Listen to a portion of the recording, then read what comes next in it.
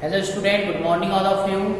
आज हम पढ़ने जा रहे हैं क्लास 11 क्रॉप प्रोडक्शन में यूनिट सेकेंड। और यूनिट सेकेंड में हमारा क्या है? खेती के प्रकार एवं प्रणाली। अब प्रणालियां, कौन कौन सी प्रणालियां हैं खेती की और खेती क्या होती है, कितने प्रकार की होती है। तो आज हम पढ़ने जा रहे हैं कि खेती क्या है और खेती के प्रकार कौन कौन से हैं। हमने देखा है कि हमारे जो आसपास के किसान हैं अपने खेतों में कई प्रकार की फसलों को उगाते हैं, उसकी देखरेख करते हैं, अच्छा उत्पादन करते हैं। तो कृषि एक ऐसा व्यवसाय है जो खाद्यान्न आपूर्ति के साथ साथ व्यापारिक स्तर पर भी हमारे जो आर्थिक स्थिति है उसको सदृढ़ बनाने में हमारा जो महत्वपूर्ण कार्य का संपादन करती है। तो किसी भी भूभाग में संपादित कृषि का जो पशुधन के आधार पर फसलों के उत्पादन एवं खेती की परंपरा को बनाए रखना है ना, या किसी परंपरा के आधार पर वर्गीकृत करने की जो प्रणाली है वो क्या कहलाती है? खेती कहलाती है। किसान के पास उपलब्ध संसाधन, चाहे वो सिंचाई हो, भूमि हो, बीज हो, उर्वरक हो या किसी भी मशीनीकृत आधारित जो खेती है उसको करने के लिए वह अलग अलग प्रकार से खेती का संचालन करता है और खेती के प्रकारों को अलग अलग रूपों में बांटता है। तो आज हम उन्हीं प्रकारों को आज पढ़ने का प्रयास करेंगे और देखते हैं तो कौन कौन सी खेती के मुख्यतः 6 प्रकार हैं। और वह 6 प्रकार कौन कौन से हैं? पहले आपकी सामान्य खेती, विशिष्ट खेती, शुष्क खेती, मिश्रित खेती, सिंचित खेती और है आपकी रैखिक खेती।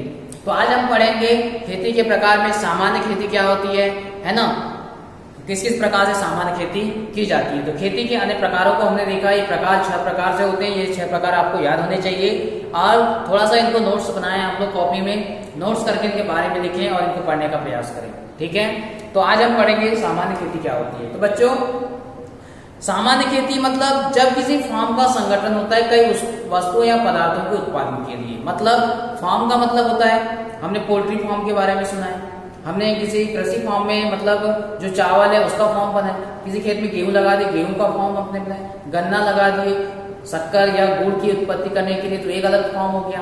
सब्जियों के लिए कोई कछार लगा दिया या कोई बाटी लगा दिया या खेत में सब्जी उगा दिया, एक अलग फार्म हो गया। तो खेती के अलग अलग फार्म को हम अपने व्यवसायिक रूप से अपने साधन के हिसाब से एक आय का स्रोत मानते हुए इस पर कार्य करते हैं। तो प्रत्येक पदार्थ किसी न किसी रूप में आय का साधन होता है, इसलिए हम उसको फॉर्म का नाम देते हैं। अपनी सामान्यतः खेती जो होती है, खेती का सामान्यतः किसान अपनी घरेलू आवश्यकताओं की पूर्ति करने हेतु करता है या अपनी जो आजीविका है उसको सुचारू रूप से चलाने के लिए अपना खेती का उत्पादन करता है। इस प्रकार की जो खेती है जो उसके आजीविका को या अपने घरेलू उत्पादन को या अपनी आवश्यकताओं की पूर्ति के लिए करता है, साधारण खेती के अंतर्गत किया जाता है। व्यक्ति अपनी आवश्यकताओं के अनुसार पशुधन उद्यान या फिर फसल का चुनाव करता है तथा प्रत्येक इकाई में उसे आय की प्राप्ति होती है। इस प्रकार का जो खेती का प्रकार है वो सामान्य खेती के अंतर्गत आता है। हम देखते हैं कि जनरली हमारे आसपास के जो किसान है खेती के साथ साथ अन्य व्यवसाय का सुचारू रूप से संचालन करते हैं। अब ये जो सामान्य खेती होती है इसका कौन कौन से लाभ हमें प्राप्त होते हैं? तो जो किसान होते हैं अपनी आवश्यकताओं के पूर्ति के लिए सजग होते हैं कि किसान खेती के साथ साथ पशुधन या फिर गोट फार्म या फिर पोल्ट्री फार्म या फिर सब्जियों की खेती भी साथ साथ करते हैं। किसान पूरे वर्ष खेत पर काम करने में व्यस्त रहता है, ये इसका एक फायदा है। किसान अपनी आजीविका को चलाने के लिए इधर उधर भटकता नहीं है, मतलब वह समय अनुसार हमारे यहाँ पर रबी के बाद खरीफ, खरीफ के बाद में शीतकालीन में सब्जियों, यानी अलग अलग प्रकार से वह अपनी खेती को सुचारू रूप से संचालित करता है। छोटे कृषक जो जोखिम का सामना करना पड़ता है, जो छोटे कृषक होते हैं जिनके खेत कम होते हैं, व्यवसाय छोटा होता है, उन्हें थोड़ी परेशानी होती है। फार्म का उपलब्ध संसाधन का पूर्ण रूप से प्रयोग, मतलब कौन कौन से संसाधन, हम खेती तो कर रहे हैं लेकिन हमारे पास सिंचाई का साधन है या नहीं, या उर्वरक है या नहीं, या बीज है या नहीं, या भूमि पर्याप्त मात्रा में है या नहीं, यानी छोटी छोटी काफी समस्याओं का हमें सामना करना पड़ता है। अब ये तो फायदे हो गए कि आजीविका चलाने के लिए वह कृषि के साथ साथ अन्य व्यवसाय को भी करता है, लेकिन इसमें कौन कौन सा उसका नुकसान होता है, कौन कौन सी हानियां होती है, इसको भी अपन देखते हैं। तो सामान्य खेती छोटे एवं सीमित किसानों तक ही सीमित रहती है। जो सामान्य खेती है मतलब जिसकी 2 से 3 हेक्टेयर कृषि है, इनके लिए पर्याप्त मात्रा में जो हानि है मतलब छोटे कृषक तक ही सीमित है, बड़े कृषक इस प्रकार की खेती को नहीं कर सकते।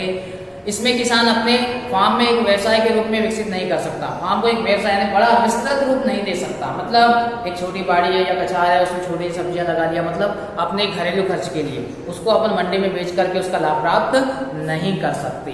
तो ये छोटे किसान को थोड़ी परेशानी होती है।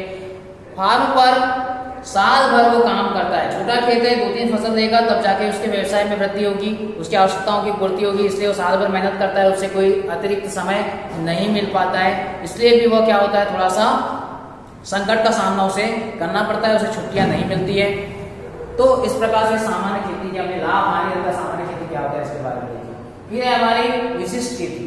तो विशिष्ट खेती क्या होती है? विशिष्ट खेती जहां पर एक ही उद्यम या सामान्यतः 50% या इससे अधिक आय प्राप्त होती है। मतलब एक ही उद्यम से थोड़ा बड़ा व्यवसाय है विशिष्ट खेती। मतलब एक फार्म है जो 5-6 एकड़ का है, हमने यहाँ पर चावल लगा दिया, चावल के साथ साथ गर्मी में अपन गेहूं या चना लगा दिया।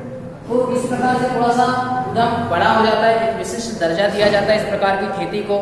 उदाहरण के लिए यदि गन्ने के एक किसान में कुल आय की 50% या इससे अधिक आय प्राप्त होती है, उसे हम गन्ना फार्म कहेंगे। मतलब पूरे खेत का अगर 50% से अधिक आय प्राप्त होती है तो उसे हम फार्म कहेंगे। क्या कहेंगे?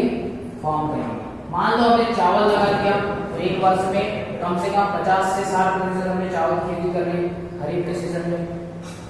गेहूं और चना लगा दिया तो रबी की फसल मिल गई।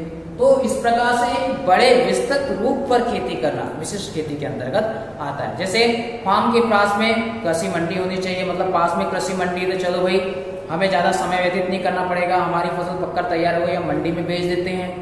या जो किसान को आर्थिक जो व्यवस्था है सदस्य सुचारू होनी चाहिए। मतलब इस प्रकार जो 50% की आय हमें इस फील्ड से प्राप्त हो रही है, ये थोड़ा सा बड़ा उद्यम है, तो इसके लिए इनकी आवश्यकताओं की पूर्ति के लिए पर्याप्त धनराशि हमारे पास होनी चाहिए।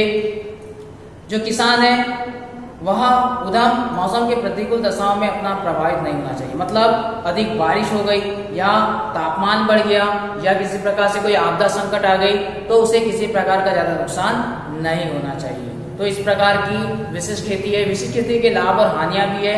इसमें व्यवसाय का रूप दिया जाता है, यानी उत्तम प्रबंध करके एक बड़ा व्यवसाय दिया जाता है विशिष्ट खेती को। फार्म पर उपलब्ध संसाधन अधिक से अधिक अर्जित की जा सकती है। फिर आपका किसान जो बाजार की गतिविधियां हैं उसका ध्यान रहता है कि किस प्रकार से मार्केट में उसको आय प्राप्त हो रही है, उसके मतलब फसल से कौन सी फसल किस मौसम में लगाना चाहिए। श्रमिक या औजारों की जो क्षमता है उसमें वृद्धि होती है और इससे अधिक क्षेत्रफल के कारण उसको लाभ भी अधिक होता है। इसकी हानियां भी है कि जो फसल एवं बाजार में असफल होने की संभावनाएं बनी रहती है। मतलब मार्केट में रेट गिर गया तो किसान को क्या होगी, आय प्राप्त कम होगी और उसका नुकसान हो जाएगा। या सामान्यतः वर्ष भर एक ही बार में आय मिलती है। मतलब चावल की खेती ऐसी खेती जो साल भर में एक ही बार से अनाज प्राप्त होता है, हमें एक ही बार में आय प्राप्त होती है। और जो है फार्म पर बचे हुए जो अपशिष्ट पदार्थ है पर्याप्त मात्रा में पशुधन न होने के कारण इनका समुचित उपयोग नहीं हो पाता। अगर फार्म पर पशुधन नहीं है तो चावल के अतिरिक्त जो निकला हुआ भूसा होगा या फिर जिसको हम पैरा बोलते हैं या जो पशु के लिए खाद्य सामग्री होगी उसका पर्याप्त मात्रा में उपयोग नहीं कर पाएगा। क्या होता है कि वो किसान वहीं पर उसको छोड़ देता है जिससे खरपतवार होने के चांसेस ज़्यादा होते हैं या फिर वह मृदा में मिल जाती है। तो इस प्रकार से जो श्रमिक है, मशीनरी है, उसका पूर्णतः उपयोग नहीं हो पाता है।